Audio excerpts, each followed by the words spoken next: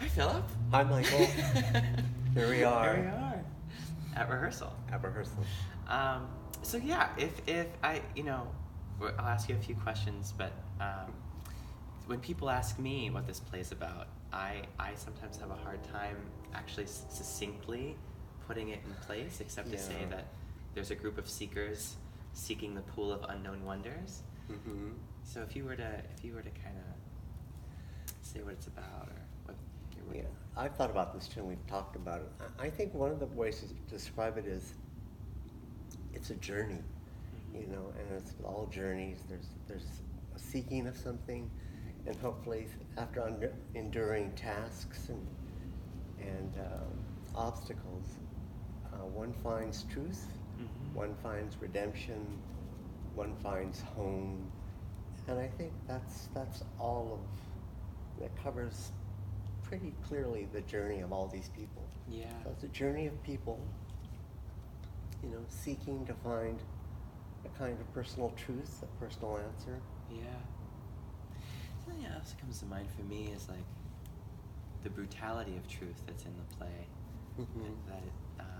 That although there might be this sort of seeking for salvation, in order to find it, they have to come to terms with some brutal reality of their past or of themselves, or and what it means to actually, encounter that in Mm-hmm. in this world. Well, I think for the characters, to make them perhaps the most compelling, it's to find those darkest moments Mm-hmm.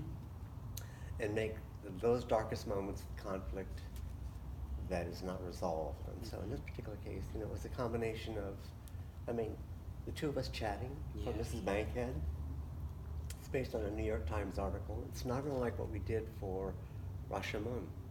We did the same thing, just conversations talking about certain things that were floating in the air that might serve the play well. And so this case, Mrs. Bankhead, the article we read about African American mothers and babies, we decided to use that, and the stakes are incredibly high. And again, if it's done right, I hope we did. It's not maudlin and it's not appropriating. It's rather just telling the story about this one woman trying to answer something about her life. As with all the characters, the idea of the secret of Mr. Figgy, which I won't reveal, but it's a very dark, ugly, ugly secret that he carries. Yeah. And then for Thompson, I decided I would approach sort of the Japanese American internment issue from a different vantage point, because that's an issue that has been done so much, and I've been writing about it for 30 years. Yeah. That for me to ever address that issue, it has to come at it in a new way. And I've always been fascinated by the idea of that the camps created a kind of community whose worldview was that of kind of an abused child, and that you live in a house, the only house you've ever known, America, and suddenly, and you're totally living it, and you're suddenly grabbed and said you're bad, and you're thrown in prison. Then after a couple of years, they take you out, dust you off, and set you down and say, we really didn't mean that. We love you. And that to me sets up a kind of double bind, Yeah. which kind of creates this irreconcilable tension psychologically, and it affected generations. Yeah. I really believe that in terms of choices subsequent generations made about marriage, careers. I think it deeply affected that community, and so in my piece, I explore that aspect, which I think is quite different than it's normally. That issue is normally not addressed in that way, and so all of them. Again, the idea is to find stakes that are as high as possible, to give you something in the actors to really chew on. And then also it has to coincide with whatever drops into me Mm-hmm. and sort of feels comfortable writing. Mm-hmm. Because you can also have really good ideas, and if it just doesn't Yeah. come out of you in a literary, theatrical way, it doesn't happen. Yeah. The other question I have for me, one of the most rewarding things of working on this is the world that's created, and how theatrical it is, how magical it is, how bare it is.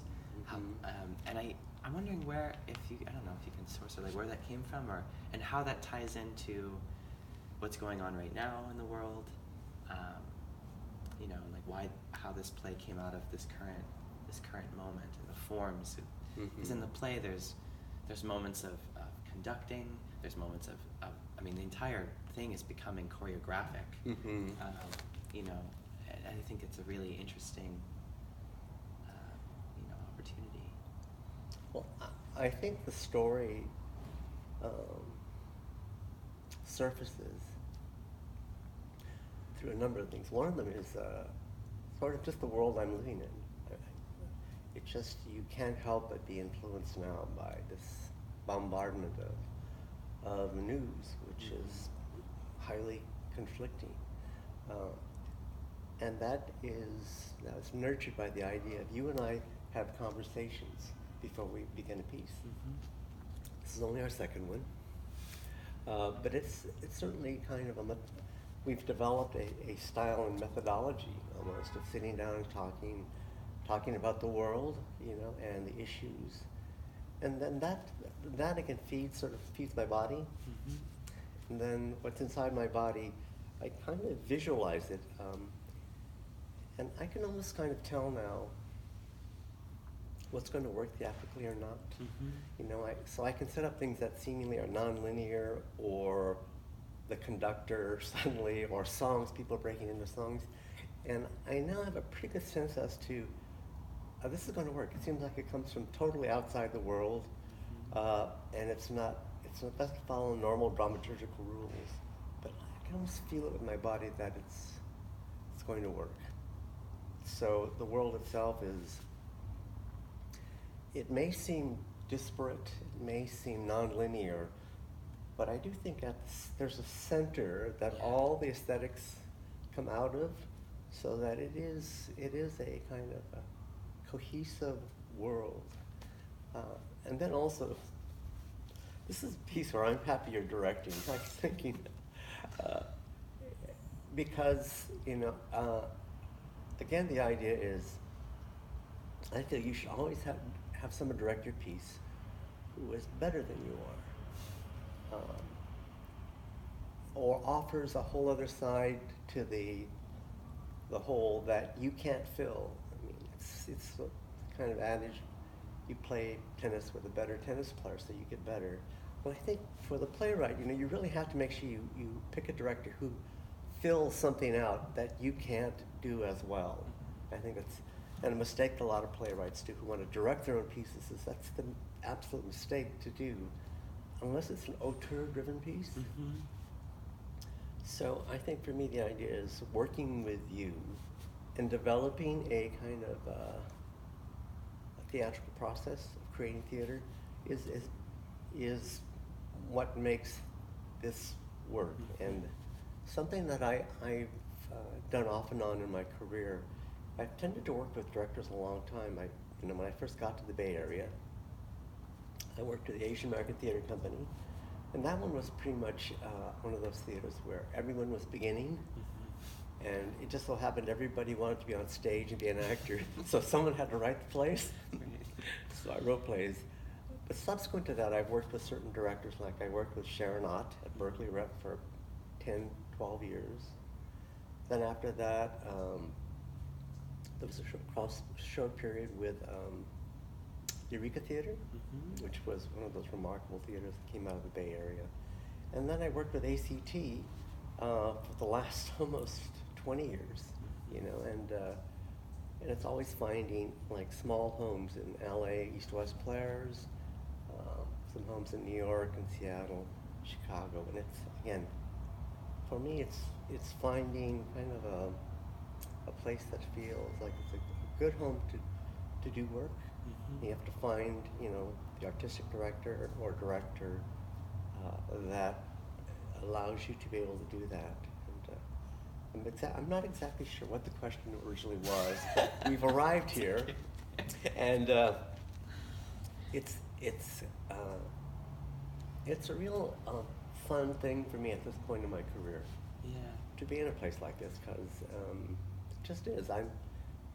It's all theater to me is, I invest as much as I can into it without going nuts, and at the same time it has to be fun. Yeah. And this piece and this theater and working with you and all the individuals, it's more fun for me than I would have thought I would be able to sort of be a part of, because it is a young theater group, because it is a fresh theater group. It also it is made up of individuals that have a certain worldview that's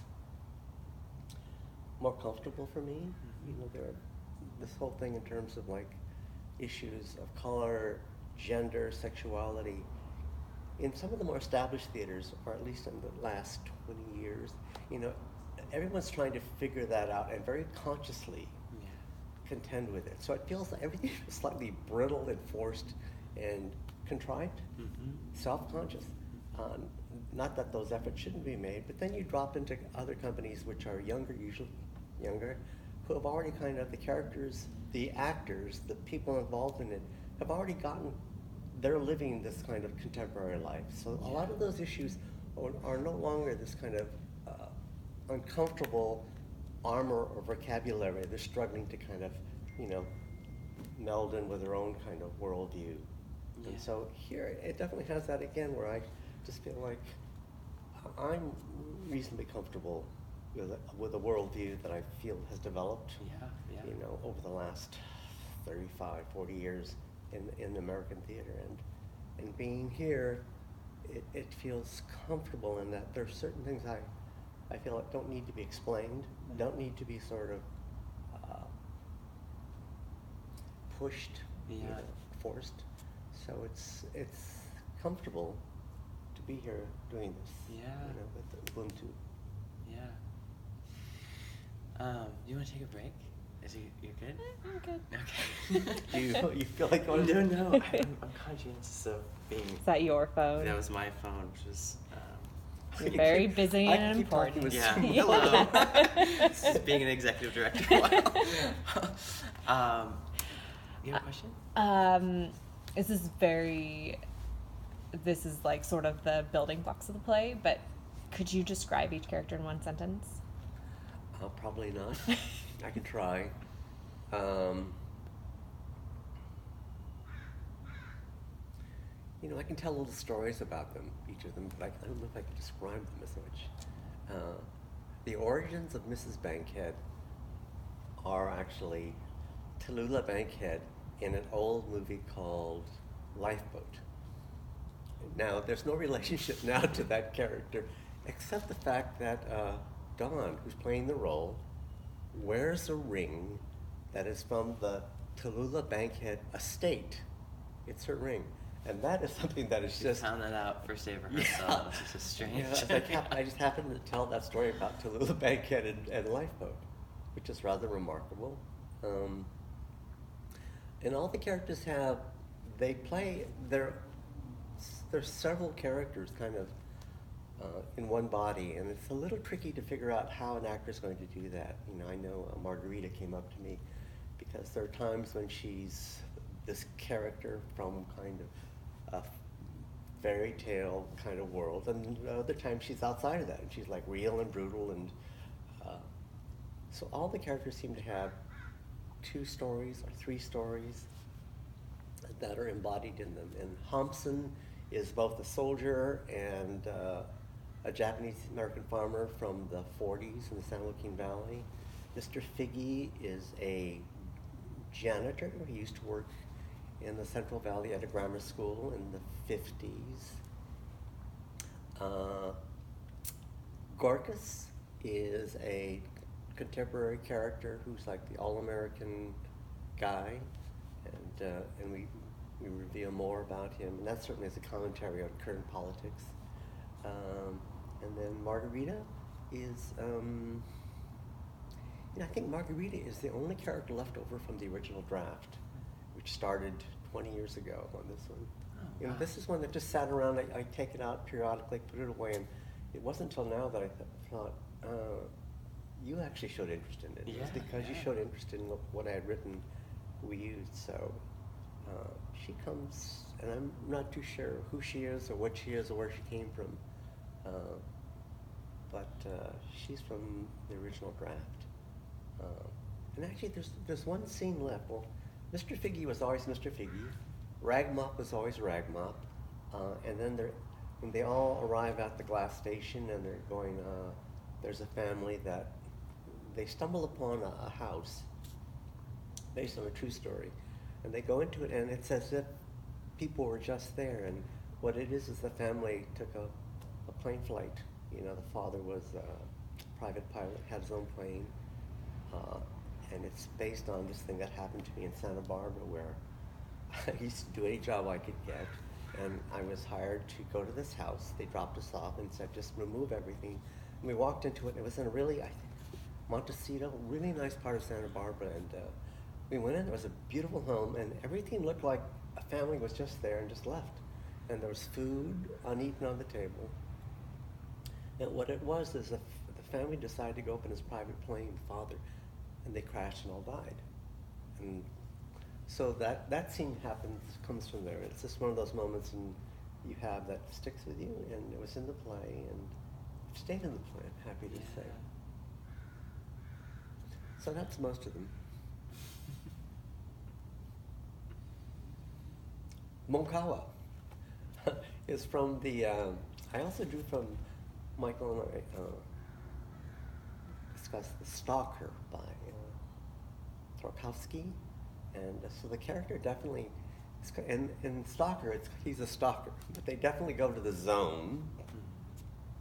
And so and there are traps along the way, and so that's definitely drawn, Monkawa's drawn from that, you know. And can you talk a little bit about how it went from inspired primarily by Journey to the East by Herman Hesse to now like a mix between an adaptation of The Stalker and Journey to the East and its own, I don't know if there's anything to say about that. Well, Journey to the East, it was a novel that as a young man, I was quite taken by. And again, it's a very simple tale about a journey. You know, and I was always very attracted to it. And I always thought, like, one day I'd like to do an adaptation of that. And as we began to talk, the idea of Stalker came up. We're talking about other films by Tarkovsky, and Stalker came up, and I went on to what is that, like Wikipedia, or read the plot line, and I thought, that this really does sound like it might be something. So we went back, and I actually never saw the whole film. I'll say that. I watched, excerpts of it, but it was the tone and the world that really affected me, And you watched the whole film. It's very long. Yeah, Brilliant. Yeah, but long. His films are long, and actually, you have to really work, which. But we arrived more at Tarkovsky because the world simply is darker than when I first started reading Journey to the East, and it almost feels like unless you can't escape that, or the world, or the work story just feels kind of flat. Yeah. Like you're just looking at something that doesn't really move around that much, and it's pleasant, sunny day. The temperature's about 75 degrees, and then you get up and leave. So Yeah. I don't want to do that, and so this play again is affected deeply by just the world we live in. Again, Yeah. it's inescapable. Yeah, It's kind yeah. of relentless onslaught of very peculiar world news. Yeah. So here's a question that maybe you don't need to answer, but the difference between, like, in rehearsal, in the process at the very beginning, we talked about, like, the difference between giving the audience kind of an emotional catharsis, or identifying so much emotion to the character that there's a prescribed emotional payoff, versus actually sort of being arrested by what it is that we're watching, both because it's magical or theatrical or horrific or whatever it may be, but you're kind of enraptured by it. You want to talk at all about that difference of this play versus others you've Yeah. written? You know, when I first started writing plays, I knew nothing about theater. I'm not trained at all. I fell into it by accident. And so I had to figure out what a play was and how you actually wrote a play by simply writing and reading and studying. So now this idea of what a dramaturgically solid play is really locked into my head. At the same time, I've always been interested and intrigued by sort of visualists, like we've talked about this, Robert Yeah. Wilson, Robert Lepage, Barry Zimmerman, you know, who tell stories kind of through the visual pictures. And then of late, I think the dramaturgically sound play, the visual images that come up that were in the Dream of Kitamoto, as well as the disjointedness of the world now, they all kind of conspired such that initially the idea was, hopefully we can find something that has a nice narrative. Mm-hmm. But it just didn't seem to fit the story and didn't keep evolving that way. And I do know I really prize those moments of like arresting moments that are both visual and also Energetic. yeah, and that if you can get an audience, for me, if I'm just kind of going, that, you know, that's what I like now, Yeah, you know, yeah. and if I can have those moments, and a couple of them, that would be enough. But you and I also talked about how we still looked at the idea of, does it at least sort of have a complete picture, or at least one that seems like the artist ended and signed his or her name, even if it doesn't leave you feeling completed. Right. You know, and I think that's something that we talked about, how certain works we've seen by really well-known artists seem as if they're very arbitrary, and then there's a moment where you know it absolutely isn't arbitrary. Like that's the moment you want to find, and I think for us that became sort of, that came to the fore, that finding those moments that were non-arbitrary, and again, whether it totally adds up at the end, I don't even know yet, because we haven't seen it all the way through. yeah. You know? I know. But I do know there'll be a series of very arresting moments, Yeah, you yeah, know, that you and Katie have put together, hopefully with the lighting and costumes. They'll all, you know, bolster that division. And I must say, I feel very good about this one. You know, I usually don't.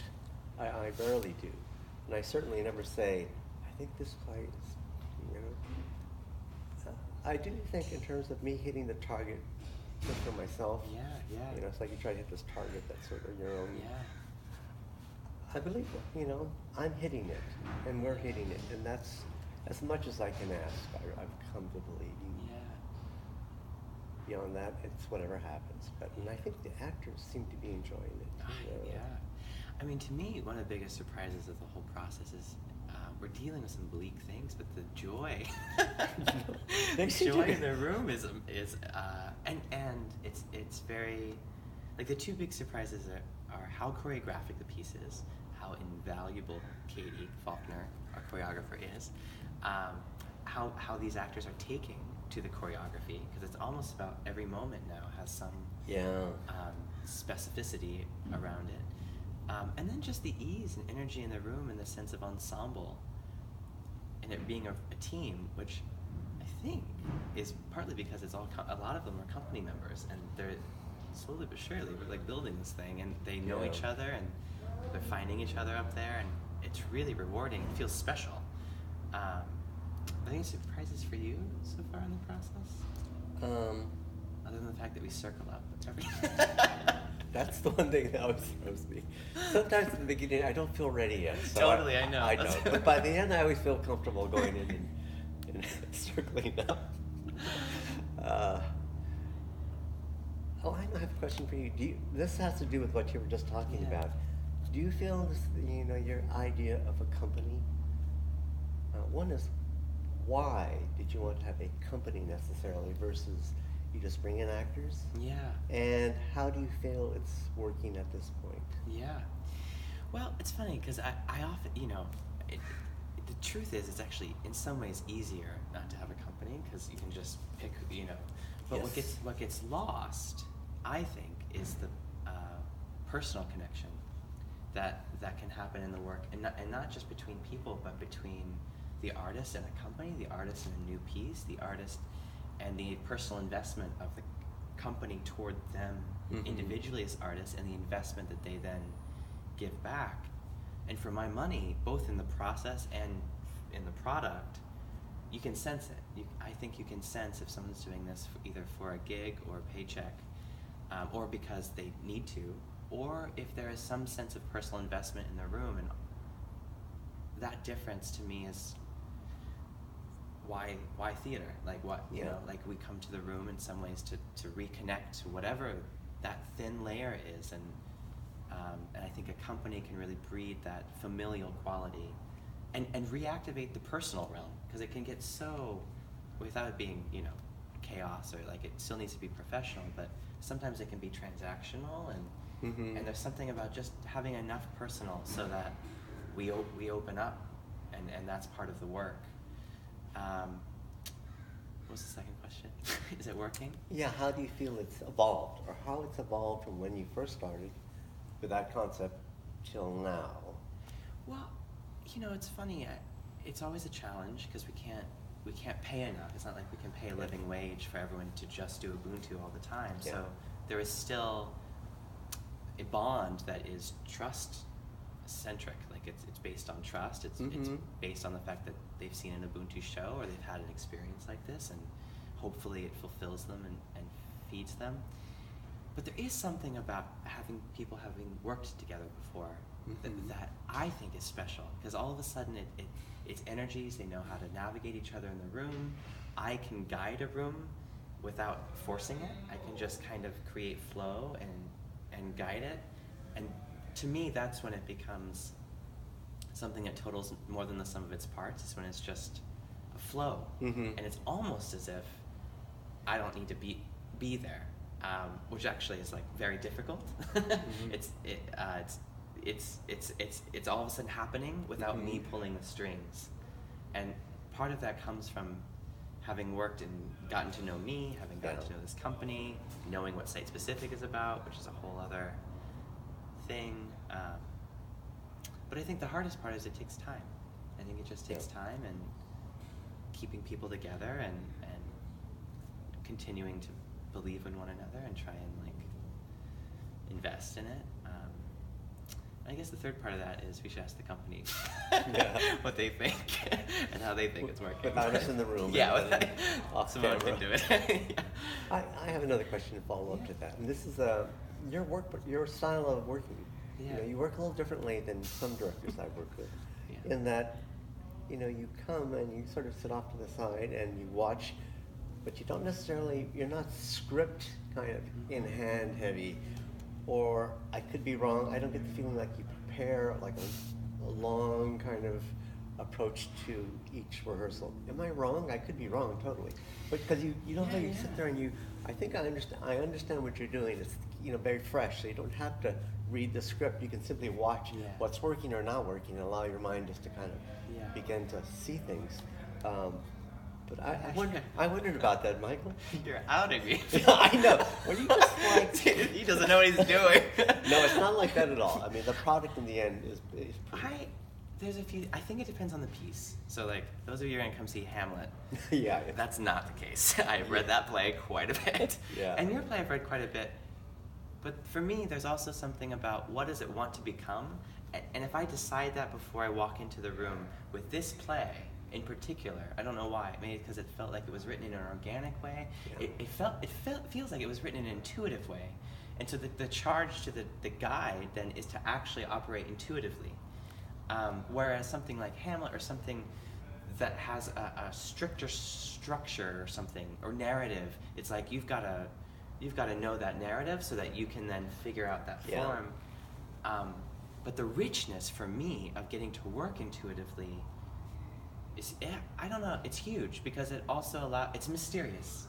And then it allows for, as long as they trust me, it comes down to that. They have to trust me. Yeah. But as long as they trust me, then we can all find that mystery. Yeah.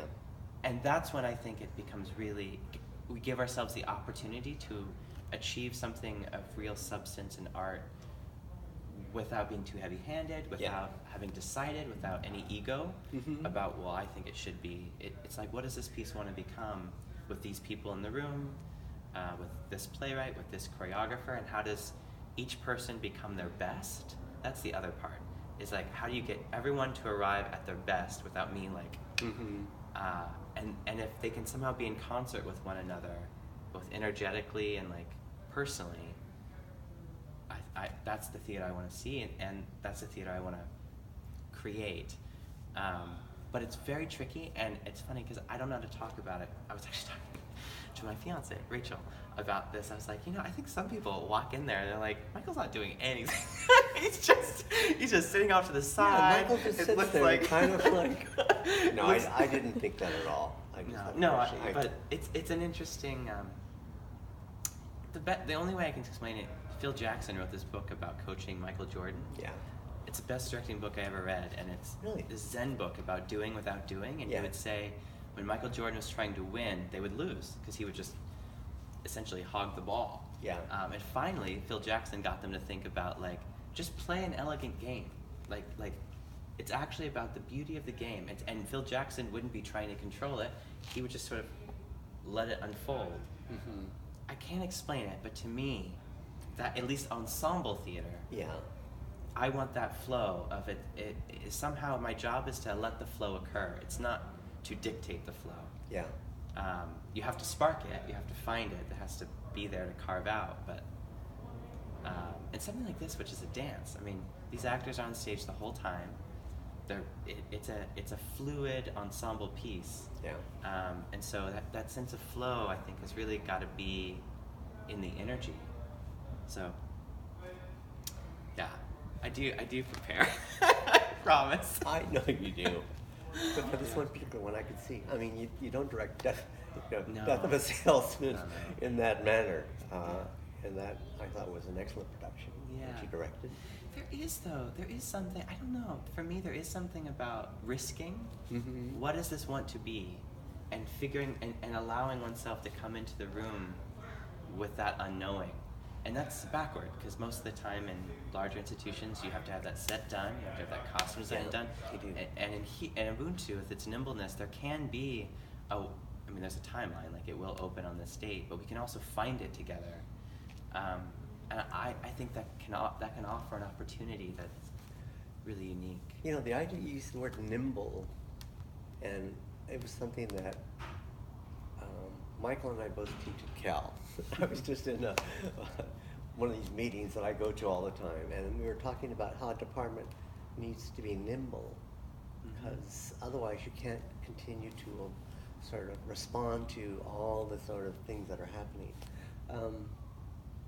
But yeah, there's something about this process that has, and the theater that has a quality of being nimble. And the idea of we're in this church, and there's not going to be a whole lot of lights, and we're not thinking about building sets that have to be built elsewhere, not in the country, and bust in, and that aspect of not having that allows for the nimbleness, and also not having the weight and expectation of having to produce something. Or I think what can obstruct a pure person-to-person experience between audience and actor. Sometimes, all of that, all the expertise even that goes in, all the talent. Sometimes I think it can get in the way of a very simple, kind of like Peter Brook, like. What is the relationship between the actor and the audience? Like, can you be touched? And is all the other razzle dazzle actually maybe impressive, but getting in the way of that simple? And here, it will be the audience sitting around these group of actors, and the rawness of that. For me, in our day and age with tech and all the craziness going on, there's something about actually reconnecting to, like, what does it mean to communally re-engage with each other? It's so foreign now that is most important to me. And there's also something about the spareness that is very spiritual. I think it goes to this, like, level of it's there but not there at the same time. So everything's metaphorical. The chairs become a bus or whatever it is, or it's just with a gesture, and we're not able to identify it, maybe, but we experience it. And that, whatever that spirituality realm is also for me very important with this company. And it goes to the nimbleness question. Like, you're kind of, you haven't planted your flag somewhere. You can kind of go where it wants to be, instead of like where you've dictated it should go, or something like that. You know, that gets into the kind of what this piece is trying to do, and what we've been trying to do with Rashomon and this one, is that to create something that's artful